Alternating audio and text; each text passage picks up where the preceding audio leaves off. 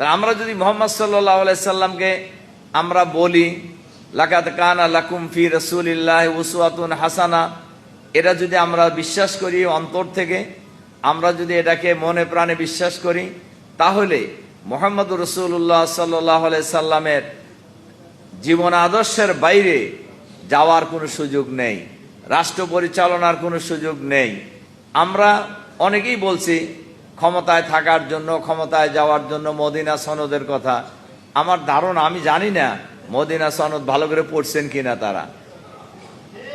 Medina সনদে তো চাঁদাবাজির কথা নাই, আছে? মদিনা সনদে তো দুর্নীতির কথা নাই, মদিনার সনদে অন্যের সম্পদ দখল করার কোনো কথা নাই। তাহলে মদিনার সনদের আলোকে যে আপনি রাষ্ট্র চালাবেন কিভাবে? আমাদের আজকের প্রবন্ধকার শেষের দিকে ইসলামী মদিনার রাষ্ট্র ব্যবস্থার কাঠামো বলতে গিয়ে উনি 19টা পয়েন্ট বলছেন এবং খুব চমৎকার করেই বলছেন। আমার খুব ছোট্ট সাজেশন সবার জন্যই, আমরা মুহাম্মদুর রাসূলুল্লাহ সাল্লাল্লাহু আলাইহি সাল্লামের মদিনা সনদ বলি আর মুহাম্মদ সাল্লাল্লাহু আলাইহি সাল্লামের প্রতিষ্ঠিত রাষ্ট্রের কথা বলি। এটা করতে হলে মুহাম্মদ সাল্লাল্লাহু আলাইহি সাল্লাম একদল চরিত্রবান মানুষ তৈরি করেছিলেন।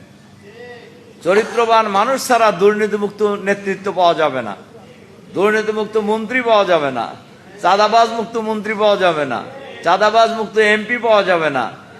সম্মানিত সুধীমণ্ডলী, এজন্য সেই রাষ্ট্র ব্যবস্থা যদি আমাদের কায়েম করতে হয়, তাহলে আমাদেরকে কোরআন ভিত্তিক রাষ্ট্র ব্যবস্থা গড়ে তুলতে হবে। আর সেই রাষ্ট্র ব্যবস্থা গড়ার জন্য আলেম, ওলামা, পীর, মাশায়েখ, ইসলামী জনতার ঐক্যবদ্ধ আন্দোলন গড়ে তুলতে হবে।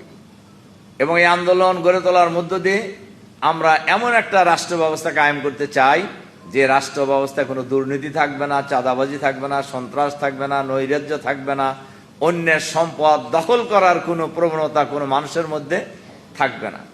আর যদি কেউ করতে চায়, মুহাম্মদুর রাসূলুল্লাহ সাল্লাল্লাহু আলাইহি সাল্লাম এবং খোলাফায়ে রাশেদিনের সময় যে ব্যবস্থা গ্রহণ করা হয়েছিল ওই একই ব্যবস্থা গ্রহণ করা হবে।